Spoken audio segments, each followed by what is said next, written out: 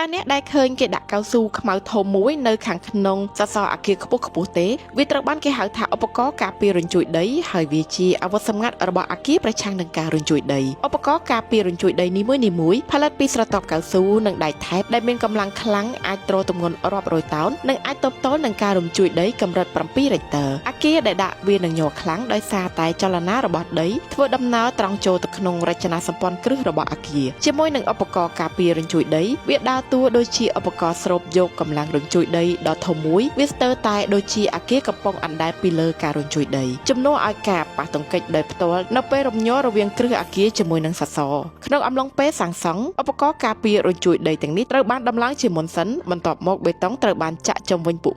វាមានទំហំខុសៗគ្នាជាធម្មតាមានអង្កត់ផ្ចិត28ឬ32អ៊ីងនិងមានតម្លៃប្រហែល$2,000ទៅ$3,000ក្នុងមួយសសរសម្រាប់អគារដែលអាចទប់ទល់នឹងការរញ្ជួយដីធំតម្លៃនោះហាក់ដូចជាការចំណាយតិចតួចប៉ុណ្ណោះដើម្បីសុវត្ថិភាពអគារតម្លៃរាប់រយលានដុល្លារក្រុមហ៊ុន SY មានផ្គត់ផ្គង់ផលិតផលគ្រឿងសំណង់ដូចជាជញ្ជាំងស័ង្កសីអ៊ុតស្នោ SY ដំបូលស័ង្កសីអ៊ុតស្នោជញ្ជាំង Panel Polyurethane និងដុំស្នោត្រូវការផលិតផលគ្រឿងសំណង់ដែលមានគុណភាពខ្ពស់សាងសង់ប្រកបដោយទំនុកចិត្តសូមជ្រើសរើសផលិតផលក្រុមហ៊ុន SY